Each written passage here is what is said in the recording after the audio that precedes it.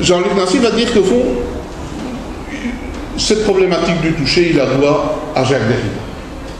Il dit toute cette problématique du toucher est évidemment redevable au travail de Jacques Derrida dans le toucher Jean-Luc Nancy.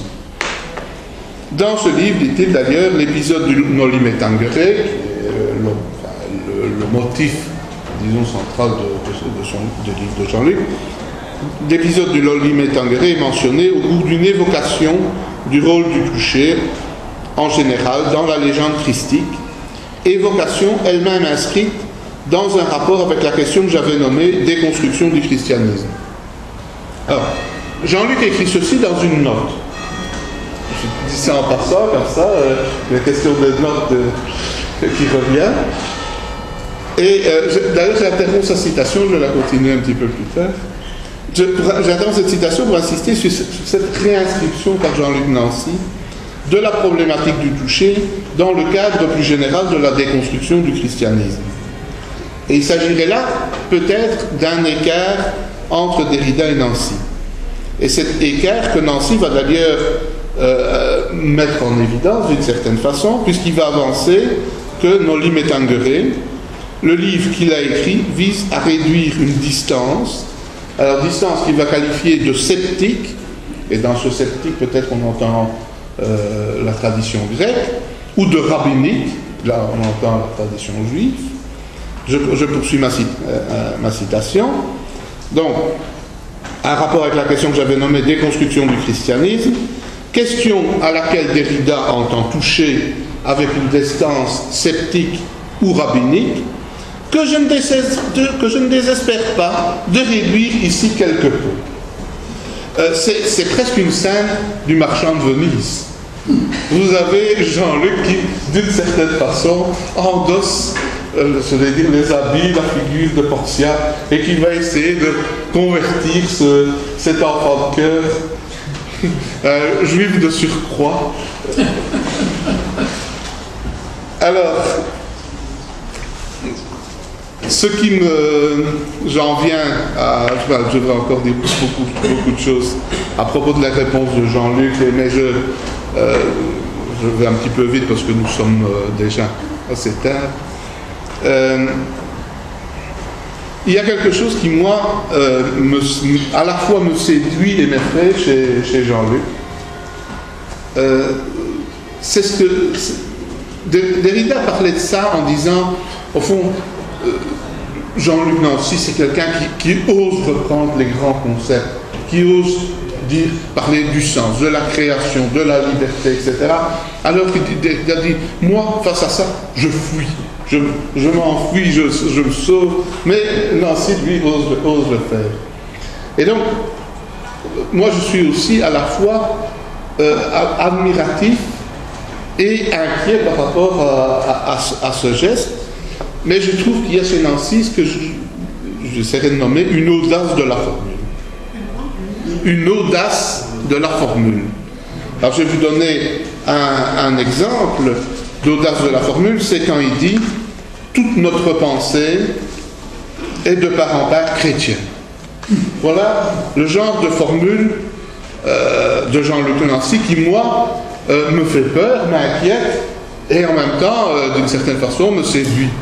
Je dis, voilà, comment a-t-il osé? Comment a-t-il osé ça? Dire toute notre pensée est de part en part chrétienne. Comment oser dire quelque chose comme ça? Alors peut-être que cette audace de la formule a un petit peu déteint sur moi quand j'ai choisi de lui demander si la déconstruction était une histoire chrétienne. Voilà. Je fais une formule comme ça, audacieuse. Jean-Luc Nancy, la déconstruction est-elle une histoire chrétienne? Eh bien, Michel Lys, je te répondrai, pourquoi pas, oui. Oui? Oui. Hier soir, c'était non. Parce que... Parce que moi, j'étais témoin. Hier soir, la réponse était non. Comment? Hier soir, la réponse était non. Ah, mais il ne faut pas commencer à se souvenir d'hier soir. Aujourd'hui, tout a changé.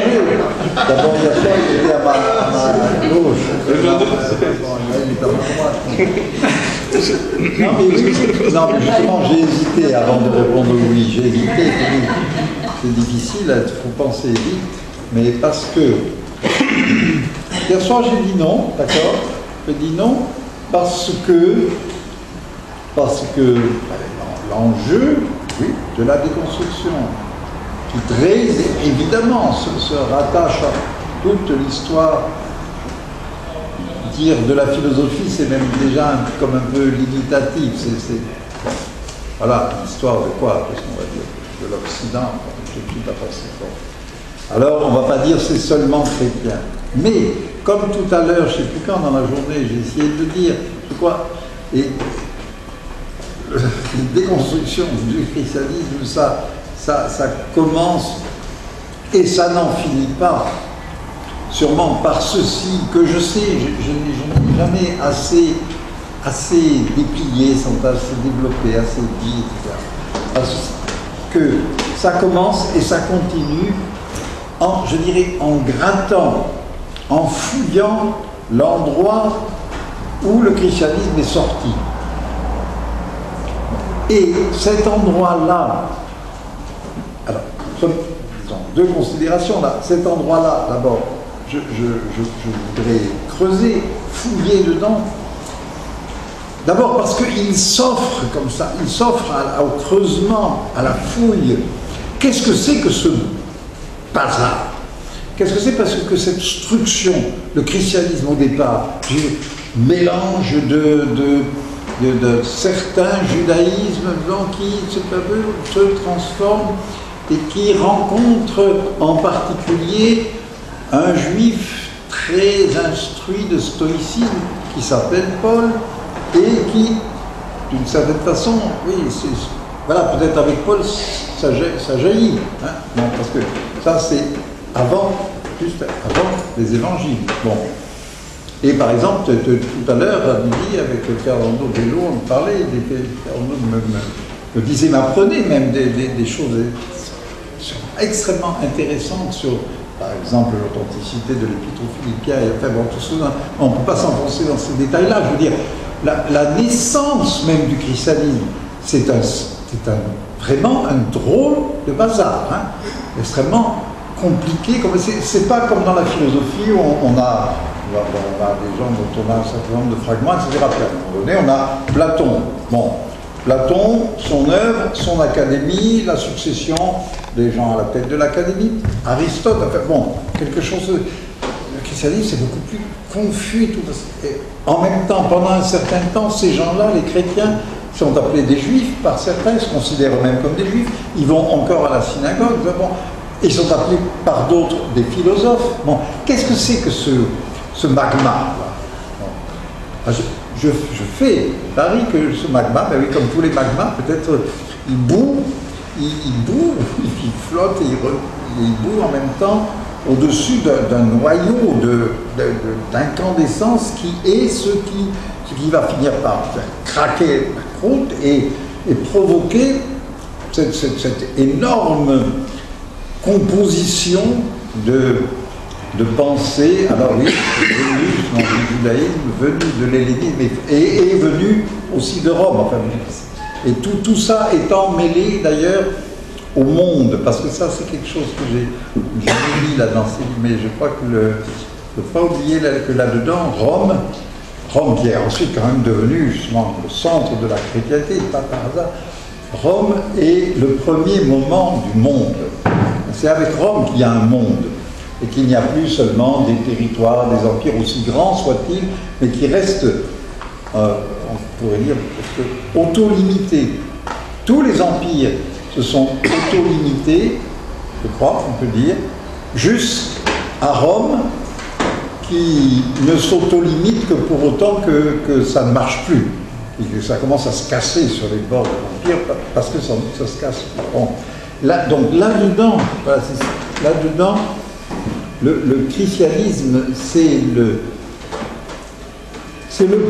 produit de cette sorte d'énorme, je dirais, convulsion de l'Occident qui, au fond, est en train de s'accoucher de lui-même dans ce qui va devenir sa forme, la forme que Derrida repère à très juste titre comme mondiale actualisation, etc.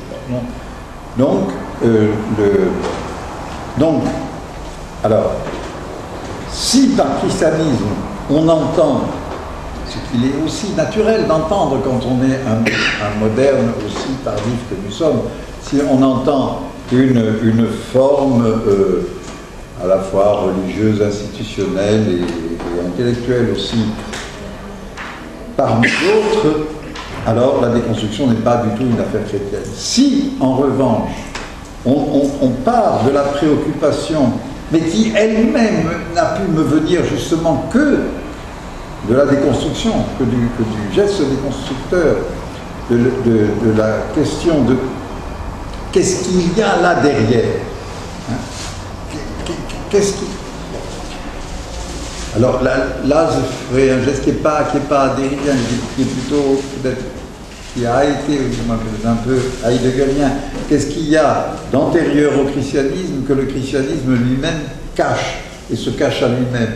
Bon, mais j'aime pas le dire de cette manière parce que justement c'est trop heideggerien, ça renvoie trop à un antérieur. Non, je veux dire, quelque chose se passe, ce quelque chose, ça devient l'Occident. Or, alors, s'il y a, et là d'un seul coup je rejoindrai, voilà la phrase de Derrida que je citais tout à l'heure, la clôture est longitudinale et non transversale. S'il y a quelque chose qui est vraiment, peut-être-on dire, le propre de l'Occident, c'est justement ça, disons, qu'on peut, si on veut, appeler la déconstruction. Et cette fois, peut-être justement, au moins pour un moment au singulier, c'est-à-dire que l'Occident me semble être, en quelque sorte, comme par nature, le plus proprement, ceux qui n'arrivent jamais à s'identifier sans reste. Et ce qui donc d'entrée de jeu aussi, et justement dans le christianisme et comme christianisme, ne s'identifie pas. S'identifie, mais on pourrait dire ensuite, plus il s'identifie, par exemple, comme le christianisme catholique, romain et apostolique, bon, plus il s'identifie comme ça, plus il se trahit lui-même, plus il n'est pas lui-même. Bon. Et plus, au contraire, il se désidentifie, alors ce qui se produit d'une quantité de manières, dans la pluralité des christianismes, dans les normes à faire, qu'a été la réforme, etc., plus aussi il se sécularise. Mais c'est lui qui se sécularise. Je sais pas, toute l'histoire le montre. Qu'est-ce qui a produit le nominalisme? C'est la scolastique.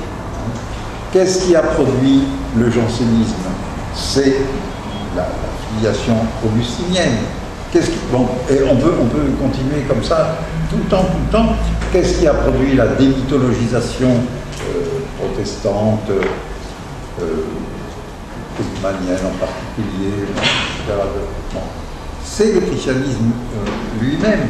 Donc la sécularisation, ce mot tellement étrange, tellement compliqué, et sur lequel Blumenberg a posé à Schmitt des questions très pertinentes et qui sont restées sans réponse. La sécularisation, c'est véritablement le taux d'exclusion. Alors, non seulement du christianisme, c'est peut-être ce dont le christianisme donne la figure la plus visible, parce que tout ça c'est venu s'étaler sous la forme de, disons, de la mort de Dieu, hein, pour rassembler. Bon. Mais en fait, et c'est peut-être là-dessus qu'au fond il faut insister maintenant, ça c'est le mouvement de l'Occident lui-même.